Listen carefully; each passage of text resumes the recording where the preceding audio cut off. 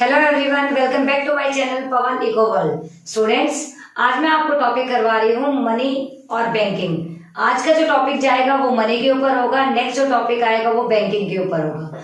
ये जो चैप्टर है ये आपकी सीबीएसई के एग्जाम के पॉइंट ऑफ व्यू से बहुत ही अच्छा जाने वाला है। क्यों? क्योंकि टोटल ये जो चैप्टर है वो 6 मार्क्स का है। मतलब ये चैप्टर कैरी करता है 6 नंबर। आपके मनी और बैंकिंग दोनों को मिलाकर आपके फाइनल एग्जाम में 6 नंबर का आने वाला है। बिल्कुल एक तरीके से 1 साल पहले बनाए हुए वीडियो हो सकता है उसमें कुछ डिलीट हुआ हो, 2 साल बनाए हुए पहले वीडियोस में कुछ डिलीट हुआ हो। आज का जो वीडियो बना रही हूँ ये बिल्कुल फ्रेश है। मतलब एक तरीके से मैं ये बोलूं इसमें कोई डिलीटेड पार्ट नहीं है। जो जो आपके एग्जाम में पूछा जाएगा उस एग्जाम के पॉइंट ऑफ व्यू से ही ये चैप्टर जो है मैं पढ़ा रही हूँ आपको। तो बिना देरी से स्टार्ट करते हैं हमारा मनी का कंसेप्ट। और मनी में हम क्या क्या पढ़ने वाले हैं वही मैं इसमें करवाऊंगी जो एग्जाम में आएगा। सो देखिए बेटा, सबसे पहले बात कर लेते हैं कि मनी क्या है। मनी जो है बेटा, a thing which is commonly accepted as a medium of exchange is called money. देखिए बेटा, मनी एक ऐसी चीज है जो कि कॉमनली एक्सेप्टेड है। मतलब आप मैं कोई भी मनी को मना नहीं कर सकता। फॉर एग्जाम्पल, मुझे आपसे कुछ खरीदना है तो उसके बदले में क्या दूंगी? मनी। तो क्या आप मुझे मना करोगे? नहीं, क्योंकि मनी एक ऐसी चीज है जो कि कॉमनली एक्सेप्टेड है। सबको वो एक्सेप्ट करनी पड़ेगी। लीगली हम बाउंड है क्योंकि गवर्नमेंट ने उसे ऑथोराइज कर रखा है। तो मनी जो है वो कॉमनली एक्सेप्टेड होने के नाते हम उसे कह सकते हैं ये मीडियम ऑफ एक्सचेंज है। अब थोड़ा सा हम पीछे चलते हैं कि मनी आई कब, क्यों, कैसे। क्योंकि मनी नहीं थी तो उससे पहले क्या होता था। वैसे हमें पढ़ना नहीं है barter system, but barter system की ड्रॉबैक्स, बार्टर सिस्टम की डिसएडवांटेजेस वो सारे ही मनी के काम बन जाते हैं। आज का जो मनी है उसके काम जो है वो वही है। इन शॉर्ट अगर मैं कहूं कि मनी के फंक्शंस और बार्टर सिस्टम के ड्रॉबैक दोनों सेम ही बात है। क्यों? क्योंकि जो बार्टर सिस्टम नहीं कर सका वही तो मनी करेगा। इसीलिए बार्टर सिस्टम के ड्रॉबैक हमें पढ़ने हैं ताकि हमें मनी के फंक्शंस अच्छे से समझ आए। तो उसके लिए बार्टर सिस्टम का भी पता होना चाहिए। तो बेटा, बार्टर सिस्टम वो सिस्टम होता है जिसमें हम क्या करते हैं, जिसमें हम गुड्स से गुड्स को एक्सचेंज करते हैं। मतलब अगर मुझे गेहूं चाहिए तो मैं आपको चावल दे दूंगी, आप मुझे गेहूं दे देंगे।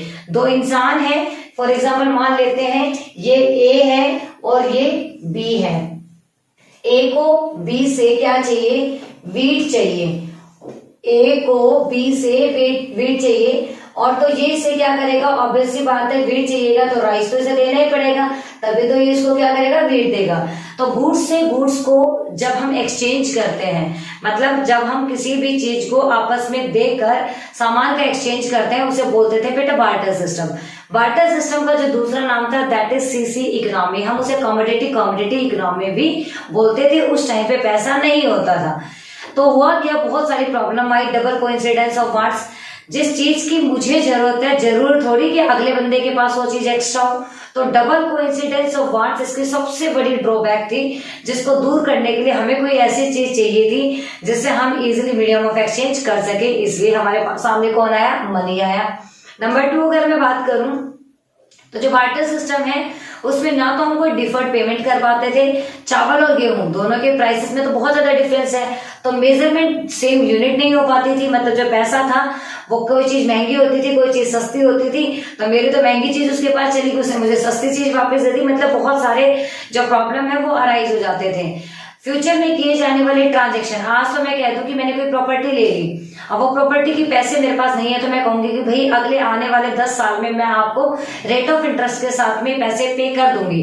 तो क्या होता है, आज के जो काम है वो कल के लिए टल जाता है, मतलब इन फ्यूचर के लिए टल जाता है। क्यों? क्योंकि बातें किसमें है? पैसे में है, इंटरेस्ट में है। बट स्टिल जब ये सारी चीजें नहीं थी तो डिफर्ड पेमेंट कैसे होती थी? हो ही नहीं पाती थी। और अगर हमें मनी को, वैल्यू को स्टोर करना है तो आज हम बैंक में जाते हैं, सेविंग अकाउंट बनवाते हैं, एफडी करवाते हैं, रीकरिंग अकाउंट, मतलब बहुत सारे काम हमारे पास हम करने को अब है जिनसे हम मनी को स्टोर कर सकते हैं, सेविंग्स कर सकते हैं। और आप मैं सब सेविंग्स करते हैं। क्यों? क्योंकि हमें पता है बुढ़ापा भी आता है, सर्कमस्टांसेस भी आती है, सिचुएशन बहुत अपोजिट हो जाती है, पैसे की तो जरूरत होती है। और अगर पैसा हमने सेव किया है तो फ्यूचर हमारा अच्छा होगा, अगर हमने पैसा सेव नहीं किया है तो फ्यूचर हमारा खराब होगा। तो ये सारी प्रॉब्लम हमें कब आई? जब हम बार्टर सिस्टम को यूज करते थे। बार्टर सिस्टम की प्रॉब्लम्स को शॉर्ट आउट करने के लिए money as a medium of exchange हम सबके सामने आया, एवोल्यूशन हुआ मनी का। अब जो मनी है उसके बेसिक फंक्शन कौन कौन से हैं? तो बेटा इसके दो फंक्शंस होते हैं, पहला होता है प्राइमरी फंक्शन और दूसरा होता है सेकेंडरी। बात कर लेते हैं प्राइमरी और सेकेंडरी क्या होती है। प्राइमरी का मतलब होता है प्राथमिक, जो काम आपका सबसे पहले है वो प्राइमरी है, उसके साथ में सप्लीमेंट अगर काम आप कर रहे हैं that is secondary. For example मैं जो टीचिंग करती हूँ, ये मतलब स्कूल में जो मैं टीचिंग करने जाती हूँ, this is my primary function. उसके साथ में अगर मैं एक्स्ट्रा ट्यूशन वगैरह ले रही हूँ that is a primary function. तो यहाँ पे जो मनी है उसके भी कुछ प्राइमरी फंक्शन है और उसके कुछ सेकेंडरी फंक्शन है। जो सबसे पहले काम किए जाते हैं, मनी जिस चीज के लिए बनी है वो प्राइमरी फंक्शन है, मनी के आने से और भी काम आसान हो गए वो सेकेंडरी फंक्शन है। तो देखिए बेटा जो प्राइमरी फंक्शन है that is medium of exchange. Medium of exchange मतलब अगर हमें सामान लेना या देना है तो क्या होगा, मनी देना पड़ेगा। यहां से एक चीज और हमारे सामने आ जाती है that is sale and purchase. देखिए बेटा अगर मैं कहूं मनी नहीं था तो क्या सेल था कोई? नहीं, क्यों? क्योंकि सामान के बदले सामान देना था, ना कोई सेल था, कुछ खरीदना था ना कुछ बेचना था।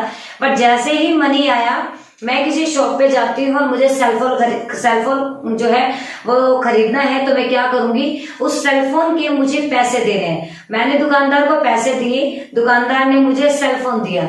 मैंने जो पैसे दिए वो क्या था, उसके लिए इनकम थी और मेरे लिए पेमेंट थी, उसके लिए वो चीज सेल थी और मेरे लिए वो परचेज थी। तो जैसे ही मनी हमारे एवोल्यूशन में आया, ओरिजिन ऑफ मनी हुई, दो वर्ड भी हमारे सामने आए। पहला सेल जिसको हम बेचना बोल देते हैं प्रोड्यूसर के पॉइंट ऑफ व्यू से, और दूसरा परचेज जो कि कंज्यूमर के पॉइंट ऑफ व्यू से खरीदने का काम करता है। नेक्स्ट चलते हैं मीडियम ऑफ एक्सचेंज, जिसके लिए मनी बनी है, मतलब सामान को सेल या परचेज करने में मनी की हेल्प होती है। अगर नेक्स्ट बात करूं मेजर ऑफ वैल्यू या यूनिट ऑफ वैल्यू, मतलब हम अब किसी भी चीज की वैल्यू जो है मेजर कर सकते हैं। मतलब अगर अब हमें कोई सामान खरीदना है तो हमें उसकी कीमत बताई और हमने उस चीज को खरीद लिया। कहने का मतलब ये है यहाँ पे कि पहले किसी भी चीज की यूनिट को, मनी को, वैल्यू को कैलकुलेट करना पॉसिबल नहीं था। आज कितनी ही महंगी से महंगी चीज हो, हम उसकी वैल्यू को कैलकुलेट कर सकते हैं, हम उसकी वैल्यू को समझ सकते हैं। तो ये है इसका सेकेंडरी। तो ये दो काम जो है ये मनी की प्राइमरी फंक्शन में आते हैं। उसके बाद अगर हम बात करें दैट इज सेकेंडरी फंक्शन, जो कि डिराइव्ड फंक्शन होते हैं या दूसरे फंक्शन होते हैं, जो कि सप्लीमेंट फंक्शन होते हैं, जो कि प्राइमरी के साथ मनी कर देता है। स्टैंडर्ड ऑफ डिफर्ड फंक्शंस मतलब होता है स्टैंडर्ड ऑफ डिफर्ड पेमेंट्स या कॉन्ट्रैक्चुअल पेमेंट जो होती है, जो कि आज ना करके हम इन फ्यूचर करते हैं। मैंने भी एग्जांपल दिया था कि मैंने कोई प्रॉपर्टी ली है, वो प्रॉपर्टी मैंने ले तो ली बट पैसा नहीं था, तो कहा कि 25 साल बाद मैं आपको पैसे दूंगी with the help of rate of interest. तो ऐसी जो चीजें जिनका भुगतान हमें आज नहीं करना है, जो ट्रांजैक्शन हमें आज नहीं करनी है, जो हमें इन फ्यूचर करनी है, उनको हम बोलते हैं डिफर्ड पेमेंट्स। मनी के होने से डिफर्ड पेमेंट्स बहुत ही इजी लेवल्स के अंदर हो गई हैं। स्टोर ऑफ वैल्यू, आप देखो बेटा स्टोर ऑफ वैल्यू, अगर मैं कहूँ बार्टर सिस्टम, तो देखो बेटा बार्टर सिस्टम में क्या होता था, हम किसी भी चीज को स्टोर नहीं कर पाते थे। गेहूं, चावल, गधे, घोड़े सब कुछ अगर हमने स्टोर करना स्टार्ट कर दिया तो कुछ दिन बाद चीजें खराब हो जाती थी, जो पशु पक्षी थे तो वो मर भी जाते थे, तो ये चीजें स्टोर नहीं हो पाते थे। बट आज अगर पैसा मैंने अमाउंट बैंक में डिपॉजिट करवाया है, मैं मर जाऊं वो मेरे बच्चों के काम आएगा, मेरे बच्चों ने जो जमा करवाया वो आने वाली जनरेशन। कहने का मतलब ये है कि मनी के आने से जो वैल्यू है वो स्टोर की जा सकती है। किसके हेल्प से? बैंक के हेल्प से। हम बैंक में जाकर अपना पैसा रख सकते हैं या अपने घर के लॉकर में भी रख सकते हैं। पैसे को रखना इजी हो गया, वो खराब नहीं होता है। उसके बाद आ जाता है बेटा फॉर्म्स ऑफ मनी।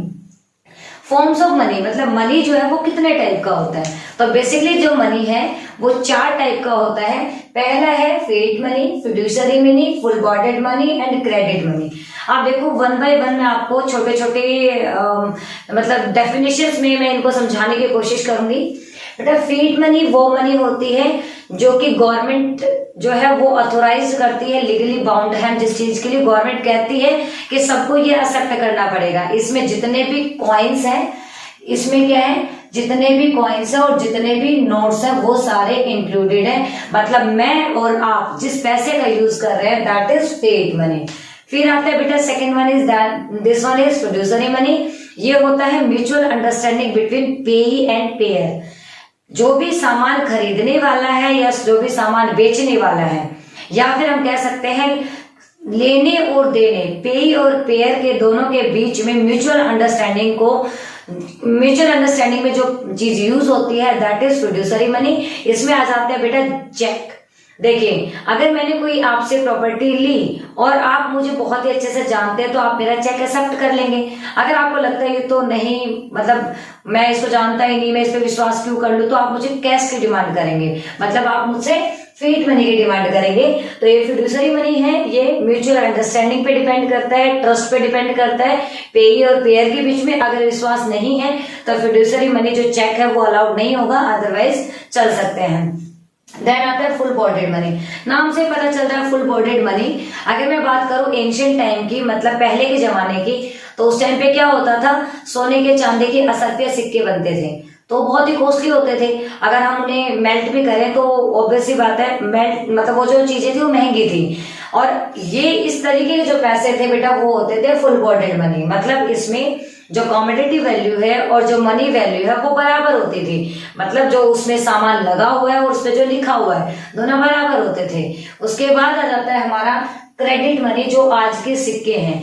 आज का जो 5 रुपए का या 20 रुपए का सिक्का है, कॉइन है, अगर हम उसे मेल्ट करते हैं तो क्या उसमें 20 रुपए का जो अमाउंट है या जो मेटल है वो है? अगर ऐसा होता तो सारी दुनिया जितने भी लोग हैं उसे मेल्ट करते और मार्केट में सेल कर देते। तो इसका मतलब क्या है कि इसमें जो कमोडिटी वैल्यू होती है और जो मनी वैल्यू होती है वो बराबर नहीं होती है। मनी वैल्यू ज्यादा होती है और कमोडिटी वैल्यू कम होती है। और इसमें मनी वैल्यू और कमोडिटी वैल्यू कैसी होती है? सेम होती है। देखो बेटा, मैंने आपको मनी क्या होता है, मीडियम ऑफ एक्सचेंज है। मनी के फंक्शंस प्राइमरी और सेकेंडरी हैं। प्राइमरी फंक्शन में मीडियम ऑफ एक्सचेंज और यूनिट जो है वो वैल्यू ऑफ यूनिट जो है वो होता है। सेकेंडरी फंक्शन में स्टैंडर्ड ऑफ डिफरेंट फंक्शन, जिसमें 2 बातें आती हैं, स्टोर ऑफ वैल्यू भी आती है। उसके बाद में forms of money, fiat money, जिसमें सारे कॉइन्स और जितने भी रुपीज है वो आएंगे। उसके बाद में फिड्यूशियरी मनी, जिसमें पेई और पेयर के बीच में ट्रस्ट आ जाता है, लाइक चेक आएंगे इसके अंदर। फुल बॉडीड मनी जो एंशिएंट टाइम के जो राजा दरबार वगैरह में यूज करते थे वो पैसा आएगा। देन क्रेडिट मनी जो आज हम सिक्के यूज कर रहे हैं वो आएगा। ठीक है, ये तो था ऑल अबाउट मनी। मनी क्या होता है, मनी जो है वो क्यों आया, बार्टर सिस्टम के अंदर ड्रॉबैक्स थे, उनको खत्म करने के लिए मनी आया। अब एक छोटा सा कंसेप्ट बच जाता है बेटा, दैट इज मनी सप्लाई। कि मनी सप्लाई क्या होती है? तो मनी सप्लाई पढ़ने से पहले हमें ये समझना जरूरी है कि मनी सप्लाई जो है वो किस टाइप का कंसेप्ट है। मनी सप्लाई बेटा एक स्टॉक कंसेप्ट है। ये जो वर्ड मैंने बोला है स्टॉक, इसका मतलब क्या है वो आपको पहले मैंने बता दिया था, आज फिर से बता रही हूँ। स्टॉक का मतलब होता है किसी भी चीज के पॉइंट ऑफ टाइम को दिखाना। आज अगर मैं कहूं कि 25 जो है सितंबर है और इस 25 सितंबर 2022 को हमारे पास कितना पैसा है, या एक पॉइंट ऑफ टाइम पे कितना पैसा जो है वो currency held by the people है, वो सारा क्या हो जाएगा? मनी सप्लाई हो जाएगा। तो मनी सप्लाई क्या है? सबसे पहली बात, एक स्टॉक कंसेप्ट है, किसी भी पर्टिकुलर पॉइंट ऑफ टाइम के लिए इसे स्टॉक कंसेप्ट बोला गया है। अब बात आती है कि मनी सप्लाई की प्रॉपर डेफिनेशन क्या होगी। तो money supply is a stock concept. It refers to total stock of money, all type, जितने भी ऑल टाइप ऑफ मनी है इसमें वो आएंगी, held by the people of a country at a particular point of time, who demand money, not those who supply money. ये वाली बात आपको समझनी जरूरी है। हु डिमांड मनी, देखो बेटा मनी जो है वो 2 तरीकों से होती है, एक तो सप्लाई करने वाला होता है, एक डिमांड। तो मैं और आप डिमांड करने वाले हैं और जो आरबीआई जो गवर्नमेंट है वो सप्लाई करने वाला है। तो यहाँ पे हम जो सप्लाई करने वाले हैं उसको मनी सप्लाई में इंक्लूड नहीं करेंगे, हम यहाँ पे इंक्लूड करेंगे मनी सप्लाई में जो डिमांड करने वाला है। तो डिमांड करने वाले का मतलब है हम हैं इसके अंदर। अब देखिए आपको यहाँ से समझ आ जाएगा, money supply does not include stock of money held by the government. क्यों? क्योंकि गवर्नमेंट सप्लायर ऑफ मनी है और हमें सप्लायर इंक्लूड नहीं करना, हमें जो डिमांड करता है मनी की वो इंक्लूड करना है। Stock of money held by the banking system of a country.